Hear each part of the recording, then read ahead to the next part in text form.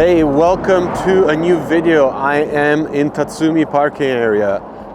Finally, I'm back in Tatsumi for nightly shoots. I'm so happy that this place is now open most nights. And you know, to kick off this kind of revival on Tatsumi, at least for me, I'm here to feature this very special car today. This is a crazy Tomaso Pantera that I've been pretty much following the build of ever since I came across it, probably like a decade ago at the Moon Eyes Hot Rod Custom Show in Yokohama. The owner brought it out today to kind of show off its latest iteration. It's been through 25 years of work, restoration, basically perfected every single aspect of the car. 4 engines, and basically he's come to, I guess, the perfect execution of what a Tomaso Pantera could have been like, you know, if all the best bits were kind of thrown at it. And we're going to be trying to discover all about it tonight, starting here at Tatsumi parking area.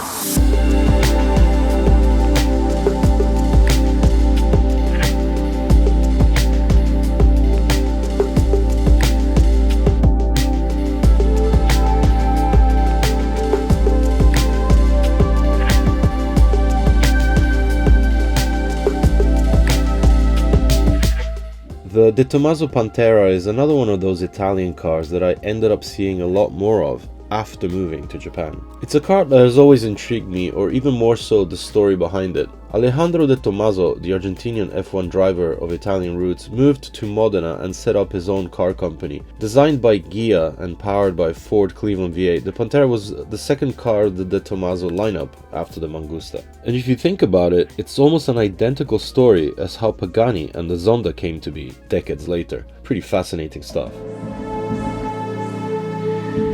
Starting off with the color, this car is absolutely stunning. It's like a really nice burgundy with a golden pinstripe that runs all the length of the body, and it's currently sitting on a set of staggered Yokohama wheels, Advan GTs front and back, 18s and 19s. But we'll get into the whole kind of like detail of how the car came together, starting off from the exterior, all the custom touches and all the work that went into preparing the chassis prior to the build, which I mentioned. You know, this car has been completed over a course of 25 years. It's pretty much one of those cars that you can call a lifetime project. But to do that, I think we'll head to Hakozaki parking area because there's a lot more light there.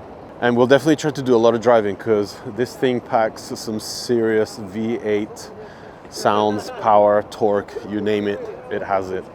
So we're going to be indulging in this right now.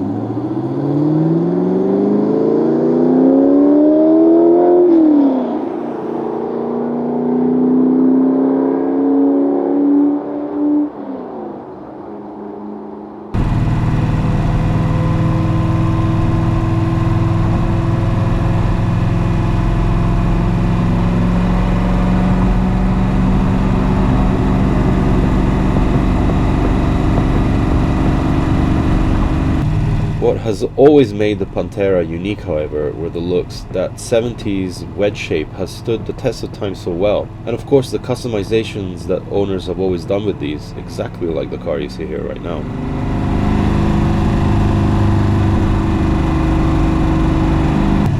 Swapping out the stock 302 or 351 has always been a popular way to transform the car. And with added suspension upgrades and braking, the Pantera can deliver the sort of performance you would associate with a modern sports car. I've come across countless Panteras in Japan that was so far from stock I almost never really understood what a stock 302 or 351 V8 car even looked like. And when I first laid eyes on this maroon, fully customized example at the Moon Eyes Hot Rod Custom Show, I knew one day I would have to feature it.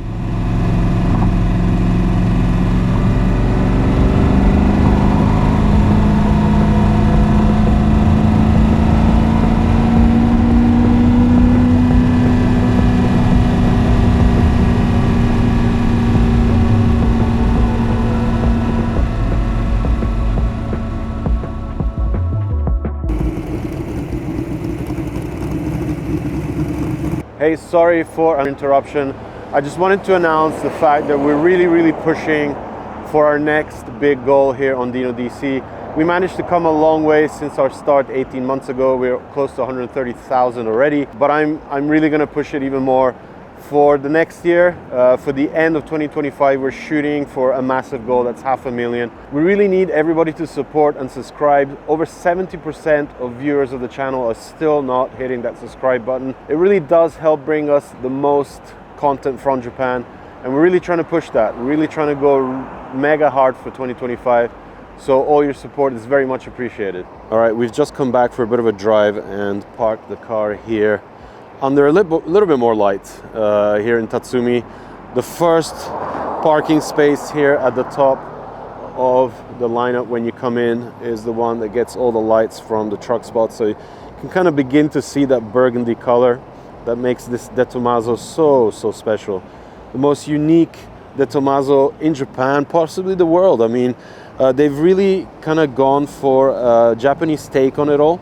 And it's exactly what attracted me to this car initially when I first saw it years back at the Moon Ice show.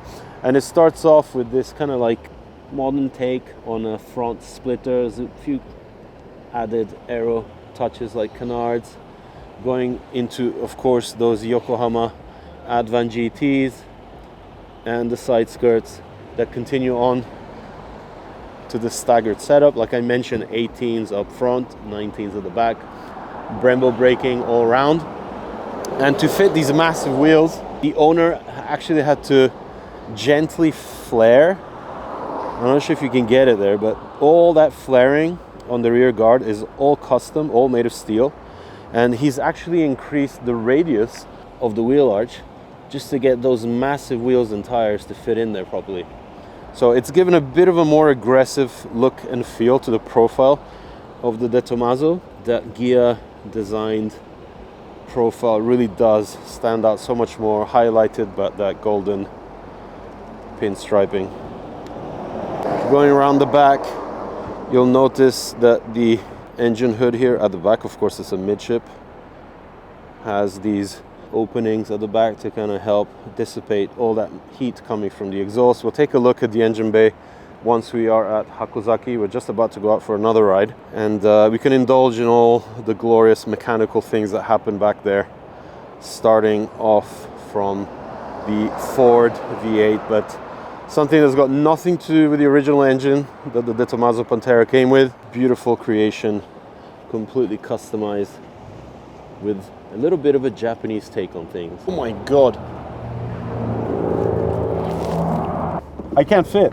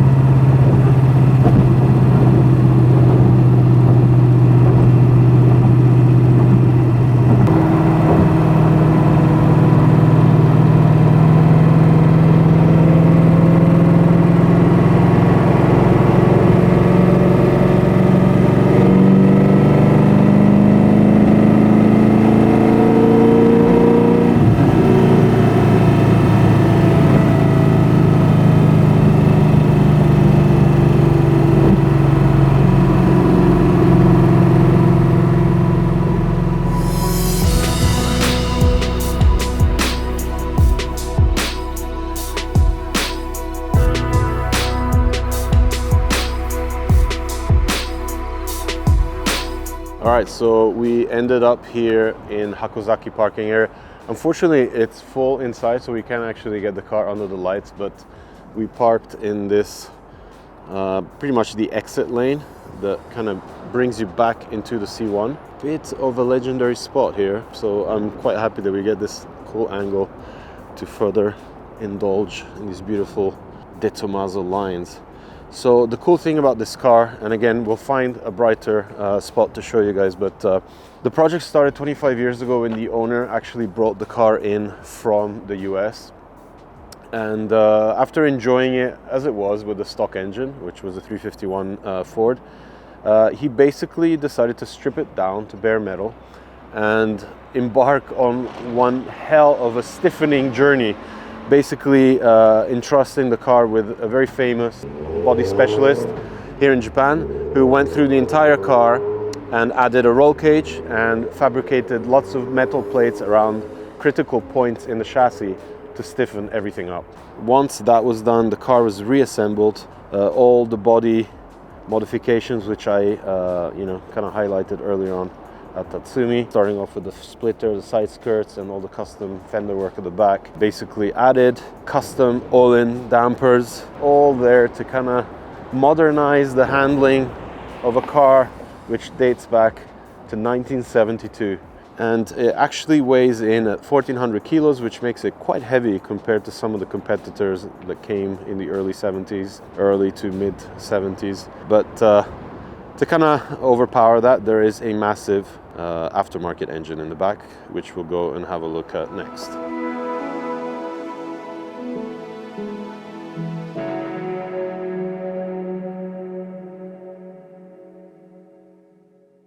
Okay, so we had to escape the traffic of Ginza and come here to Shiodome, really quiet area just outside of Shinbashi, and keep indulging in all the details. Now we will take a look at the interior. So it's pretty much as the car came, except if you're a keen-eyed Pantera enthusiast, you will know that the dashboard actually comes from the later generation car. That was added in once the rebuild of the car was in full effect, and together with that was the addition of this steering wheel from Momo, along with a quick release boss. And of course the buckets are also an additional part that the owner added, of course, because with the stiffening from the actual chassis and the custom all-in suspension, the car actually handles impressively well. It's super planted, lots of mechanical grip, and basically that's exactly what the owner wanted to kind of recreate, basically making a 70s car handle like something much more modern and much better than the kind of like Ferraris of the 70s that were kind of made in the same generation of this particular car.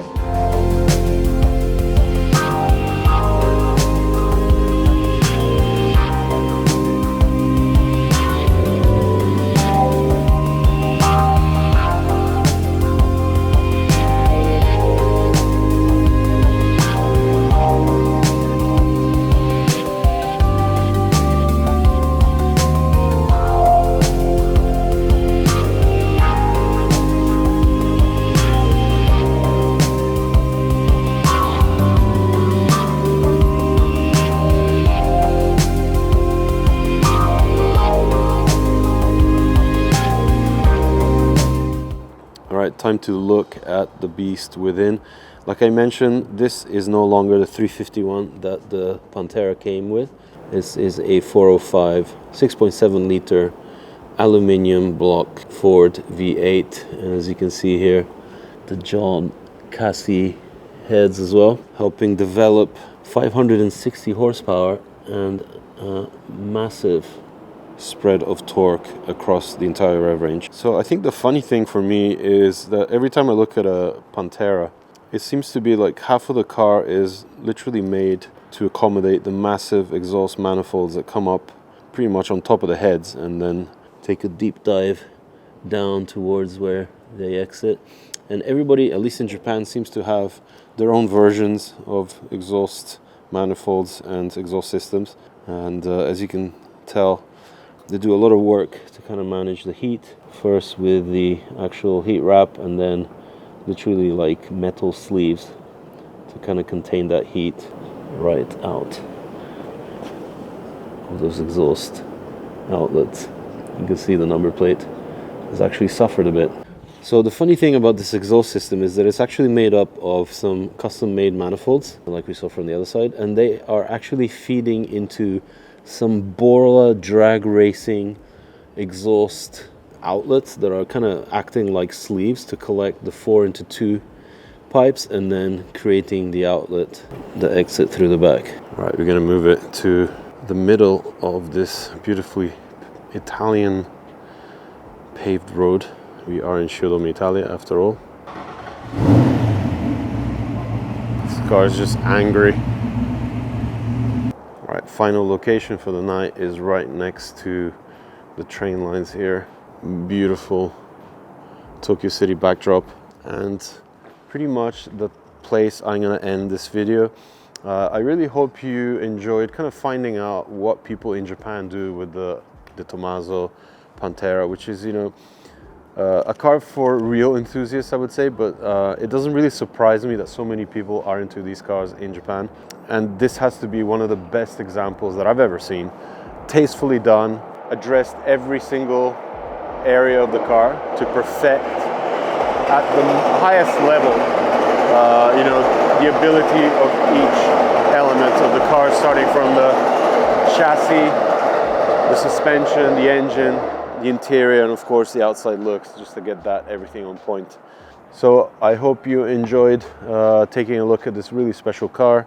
As ever, hit me up in the comments, let me know what you thought. If you want to see more classic cars from the 70s done in a Japanese kind of style, you know, there's a lot of other ones that we could hunt out.